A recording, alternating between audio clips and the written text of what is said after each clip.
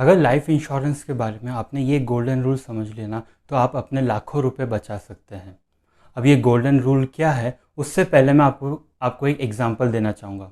Imagine कीजिए आपको एक नई कार खरीदनी है और आपको एक बाइक भी चाहिए। अभी आपका कोई फ्रेंड या फैमिली मेम्बर आपको सजेस्ट करता है कि ये कार और ये बाइक की जगह ना आप कुछ ऐसा कॉम्बिनेशन खरीद लो, या आधी कार और आधी बाइक है, तो क्या आप उसे खरीदेंगे? आप सभी का आंसर इसके लिए ना ही होगा, क्योंकि आपको पता है ये चीज़ ना तो कार का काम करेगी और ना ही बाइक का। लेकिन लाइफ इंश्योरेंस लेते वक्त बहुत से लोगों से ये गलती हो जाती है, वो ऐसी कॉम्बिनेशन वाली चीज़ें खरीद लेते हैं। अब इसका क्या मतलब है, ये वीडियो स्टार्टिंग से लेके एंड तक देखिएगा।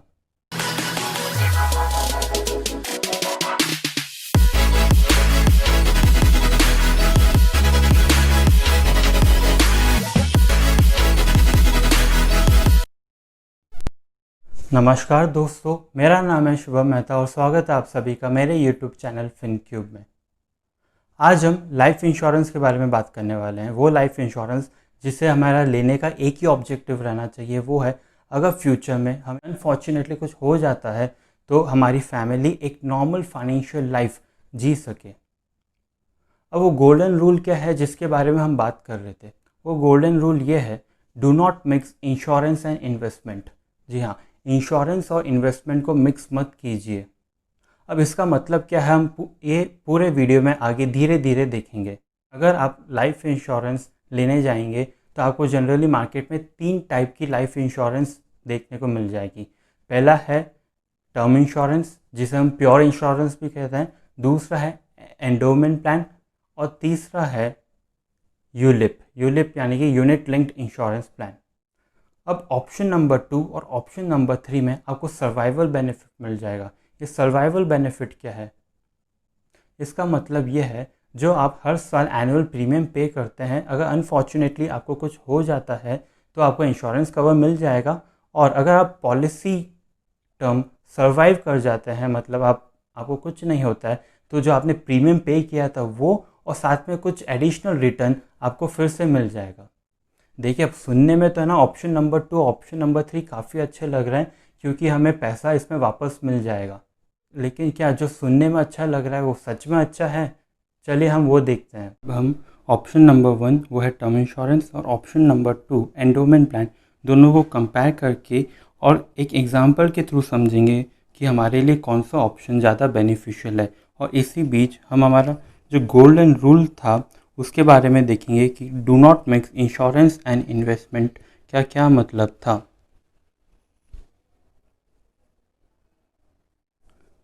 अब टर्म इंश्योरेंस में जो सबसे ज़्यादा इसका बेनिफिशियल फीचर है वो है लो प्रीमियम हाई सम अश्योर्ड। हम आगे जाके एग्जांपल में देखेंगे कि कैसे हमें अगर 50 लाख का सम अश्योर्ड चाहिए तो हमें टर्म इंश्योरेंस में 9,000 रुपीज़ में मिल जाएगा।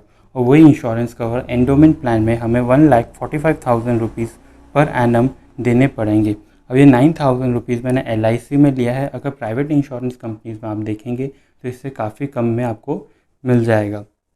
अब क्योंकि टर्म इंश्योरेंस में कोई सर्वाइवल बेनिफिट नहीं है, यहाँ पे हमें कोई रिटर्न देखने को नहीं मिलेगा।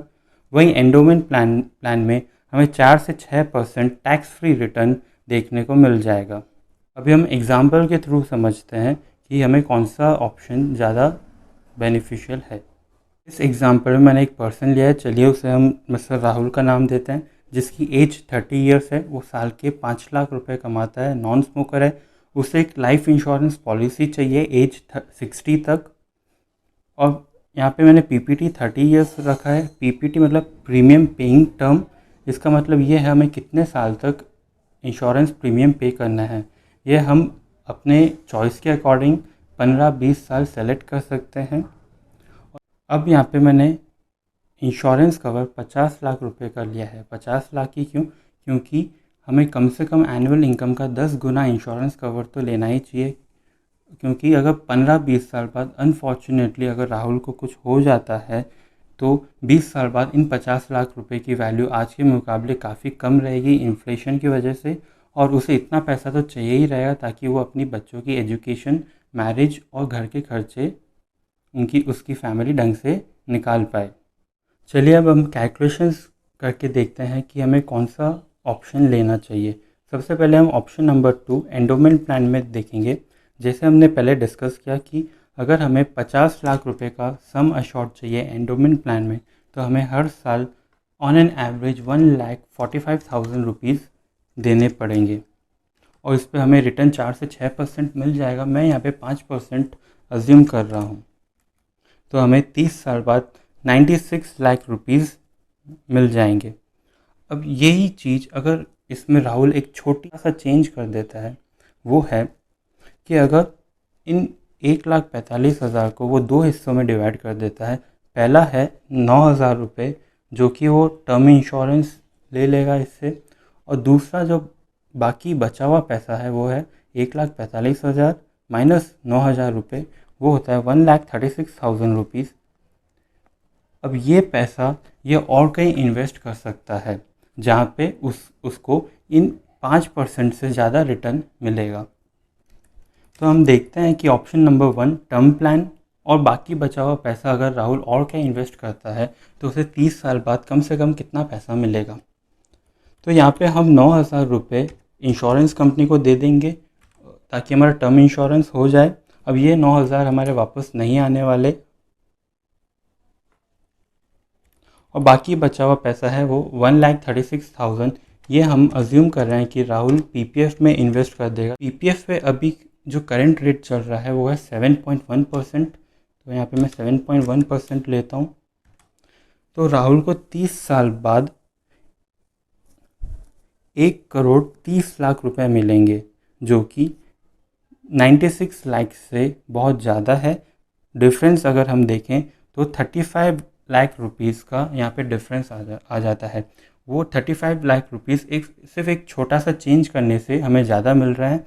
वो है हम इंश्योरेंस और इन्वेस्टमेंट को मिक्स ना करके उसे अलग अलग ले लें। अभी हमारा गोल्डन रूल भी यही था कि do not mix insurance and investment. यहाँ पे जो एंडोमेंट प्लान है ये कॉम्बिनेशन था इंश्योरेंस और सेविंग्स का, और हमें यहाँ पे 96 लाख रुपीज़ भी मिल रहे थे। वहीं ऑप्शन 1 में हमें इंश्योरेंस और सेविंग को हमें अलग अलग किया।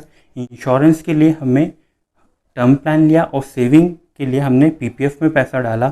तो इस तरह से हमको 1,30,00,000 रुपये मिलेंगे और ये 35 लाख रुपये ज़्यादा है यहाँ से। अब 35 लाख रुपये कोई भी पर्सन के लिए कोई छोटी रकम नहीं होती, खासकर मिडिल क्लास पर्सन के लिए जिसकी annual salary 5 lakh per month ही है। तो अभी एक क्वेश्चन आता है कि चलो मान लिया कि हम इंश्योरेंस और इन्वेस्टमेंट या सेविंग अलग अलग करने से हमें ज़्यादा पैसा मिलेगा, लेकिन रिस्क के बारे में क्या? इंश्योरेंस का पैसा हमें गारंटी था कि हमें मिलने वाला है मैच्योरिटी के बाद। क्या हमें यहाँ पे जो 35 लाख रुपए ज़्यादा मिल रहे हैं वो वाली स्कीम में वापस पैसा मिलेगा? गारंटीड है इसकी? तो जी हाँ, हम यहाँ पे पीपीएफ में पैसा डाल रहे हैं और पीपीएफ गवर्नमेंट की ही स्कीम है, तो यहाँ पे रिस्क 0% है, आपका पैसा पक्का आएगा। तो चलिए हम ये समझ गए हमें यहाँ पे 35 लाख रुपए भी ज़्यादा मिलेंगे, रिस्क भी यहाँ पे 0% है। लेकिन बहुत से लोगों का ये सवाल आता है कि इंश्योरेंस में है ना हमें टैक्स डिडक्शंस बहुत सारे मिलते हैं। यहाँ पे हम जो यहाँ 1,45,000 इंस्टॉलमेंट देंगे उसका सेक्शन 80C में डिडक्शन मिलेगा, जो हम भले ही 5% कम कमा रहे हैं लेकिन इन 5% पे हमें कोई टैक्स देने की ज़रूरत नहीं है। और 30 साल बाद जो हमें 96 लाख रुपीज़ मिलेंगे वो भले ही 1,30,00,000 से कम है, लेकिन हमें इन 96 लाख पे कोई टैक्स देने की ज़रूरत नहीं है। क्या ये सारे टैक्स बेनिफिट यहाँ option number 1 term plan plus PPF में मिलेंगे? तो जी हाँ, ये सारे टैक्स बेनिफिट आपको पीपीएफ में भी देखने को मिल जाएंगे। जो डिडक्शन आपको लाइफ इंश्योरेंस में मिलता है वही सारे डिडक्शंस आपको पीपीएफ में भी मिलेंगे। लाइफ इंश्योरेंस में आपको 1,50,000 तक सेक्शन 80C में डिडक्शन मिलता है, वही डिडक्शन आपको पीपीएफ में भी मिलेगा। लाइफ इंश्योरेंस पे जो बोनस आता है उस पर कोई इंटरेस्ट नहीं लगता है। पीपीएफ पे भी जो इंटरेस्ट आता है उस पर आपको कोई टैक्स देने की ज़रूरत नहीं है। लाइफ इंश्योरेंस मैच्योर होने पे हमें कोई टैक्स देने की ज़रूरत नहीं है। पीपीएफ पे भी जो मैच्योरिटी पे पैसा आता है उस पर कोई टैक्स देने की ज़रूरत नहीं है। पीपीएफ एक ट्रिपल ई स्कीम है। अभी ट्रिपल ई का मतलब क्या है? इसका मतलब है एग्जेम्प्ट एग्जेम्प्ट एग्जेम्प्ट। जो हम पीपीएफ में पैसा डालते हैं उसका हमें 80C में डिडक्शन मिल जाएगा। जो पीपीएफ में इंटरेस्ट अर्न करते हैं वो भी टैक्स फ्री है, और जो पीपीएफ में जो मैच्योरिटी में पैसा मिलेगा उस पर भी टैक्स नहीं देना पड़ेगा। तो ये जो 35 लाख रुपए ज़्यादा मिल रहे हैं उसमें रिस्क भी 0% है, टैक्स बेनिफिट भी हमें वही मिल जाएंगे जो हमें यहाँ पे एंडोमेंट प्लान में मिल रहे थे। फिर एक और क्वेश्चन आता है, क्या हम लोन उठा सकते हैं क्या? यहाँ पे हमें एंडोमेंट प्लान में तो यहाँ पे लोन की फैसिलिटी मिल रही थी, अगर फ्यूचर में हमें लोन चाहिए तो यहाँ पे तो लोन मिल जाएगा, और वहीं टर्म इंश्योरेंस में यहाँ पे हमें लोन नहीं मिलेगा। तो जी हाँ, अब यहाँ पे लोन में थोड़ा रेस्ट्रिक्शन है। आप पीपीएफ से लोन उठा सकते हैं, लेकिन वो सिर्फ 3rd ईयर और 6th ईयर के बीच में ही पैसा उठा सकते हैं, या फिर आप 5 साल बाद पार्शियल विड्रॉ कर सकते हैं, वो 50% ऑफ द अमाउंट तक। अब यहाँ पे लोन पे थोड़े रेस्ट्रिक्शन तो है, लेकिन ये हमें सोचना है सिर्फ लोन ना मिलने की वजह से क्या हम यहाँ पे जो हमें इतना एक्स्ट्रा पैसा मिलने वाला है हम उसे ऐसे ही जाने दें क्या? स्टार्टिंग में मैंने जो कार और बाइक का एग्जांपल दिया था वो भी इससे ही रिलेटेड था कि हम यहाँ पे कार और बाइक अगर अलग अलग खरीदते हैं, जो कि था टर्म प्लान और पीपीएफ, तो हमें ज़्यादा फ़ायदा होगा बजाय कुछ ऐसा कॉम्बिनेशन खरीदने से। अब कॉम्बिनेशन क्या था? कॉम्बिनेशन था एंडोमेंट प्लान, जो कि कॉम्बिनेशन है इंश्योरेंस और सेविंग का, तो हमें कम बेनिफिट होगा। अभी हम ऑप्शन नंबर 3 यूलिप के बारे में समझते हैं। अब यूलिप का एडवर्टाइजमेंट तो कुछ इस तरह किया जाता है कि इसमें आपको ट्रिपल बेनिफिट मिलेगा। इसमें आपको इंश्योरेंस, हाई रिटर्न और टैक्स बेनिफिट तीनों मिलते हैं।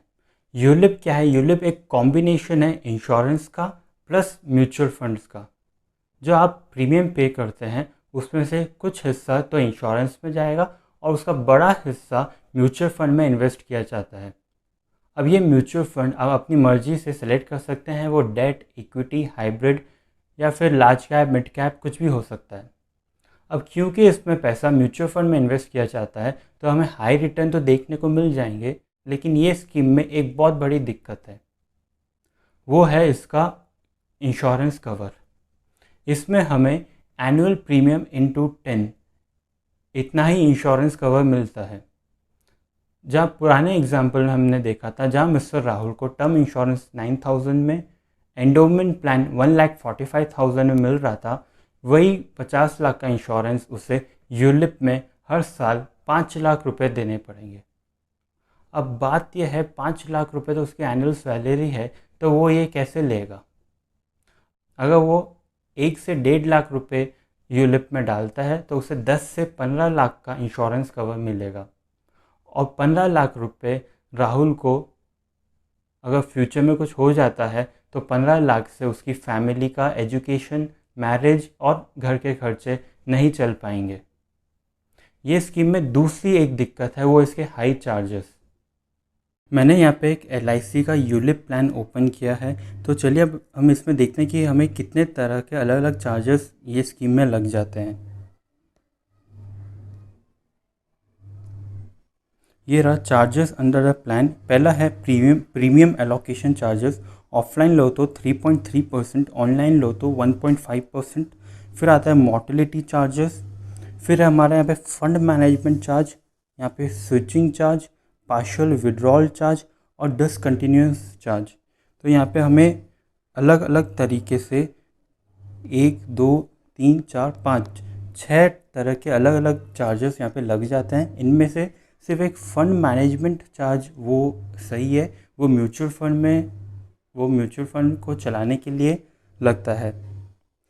हालांकि अब आपको कहा जाएगा कि जो नए तरह के यूलिप प्लान्स आ रहे हैं उसमें चार्जेस कम है, उसमें सिर्फ ये एक फ़ंड मैनेजमेंट चार्ज ही लगेगा। लेकिन ये स्कीम में जो सबसे बड़ी दिक्कत है जो पहले हमने डिस्कस करी थी वो है अंडर इंश्योरेंस, यानी कि हमें जितना इंश्योरेंस कवर लेना चाहिए वो इतना इंश्योरेंस हम इसमें नहीं ले पाएंगे। और इंश्योरेंस लेने का हमारा सबसे पहला एक ही ऑब्जेक्टिव रहना चाहिए, वो है हमारी फैमिली की सेफ्टी, अगर फ्यूचर में हमें कुछ हो जाता है।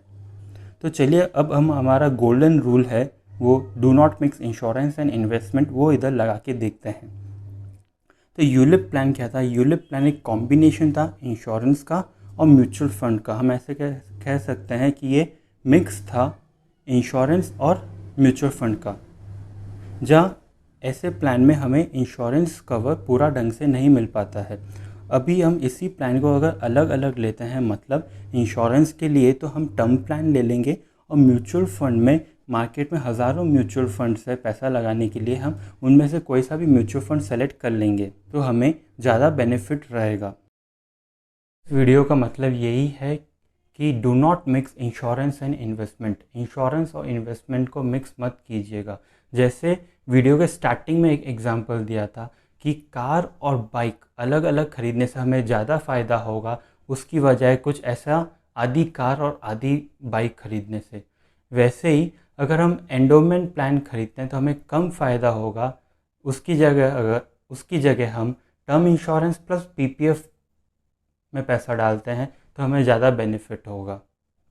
वही यूलिप स्कीम में पैसा ना डाल के हम term insurance plus mutual fund में पैसा डालते हैं तो ज़्यादा बेनिफिशियल रहेगा। ये वीडियो बनाने का मेरा एक ही ऑब्जेक्टिव था कि हम जब हम फाइनेंशियल डिसीजंस ले तो हम सारे ऑप्शंस को इवैल्यूएट करके और कैलकुलेशन करें और फिर ही फाइनल डिसीजन लें। उम्मीद है कि ये वीडियो आपको पसंद आया होगा। अगर पसंद आया तो प्लीज़ लाइक कीजिएगा और इस वीडियो रिलेटेड अगर कुछ भी क्वेश्चन पूछना है तो प्लीज़ कमेंट बॉक्स में पूछिएगा। मैं पूरी कोशिश करूँगा कि आपके सवालों का जवाब दे सकूँ। ये वीडियो को अपने फ्रेंड्स और फैमिली मेम्बर्स के साथ शेयर करो ताकि वो प्रॉपर इंश्योरेंस प्लानिंग कर सके। और ये मेरा पहला यूट्यूब वीडियो है, तो आपको कैसा लगा प्लीज़ कमेंट बॉक्स में बताइएगा। Thank you very much. मुलाकात होगी आप सभी लोगों से अगले वीडियो में, तब तक के लिए गुड बाय।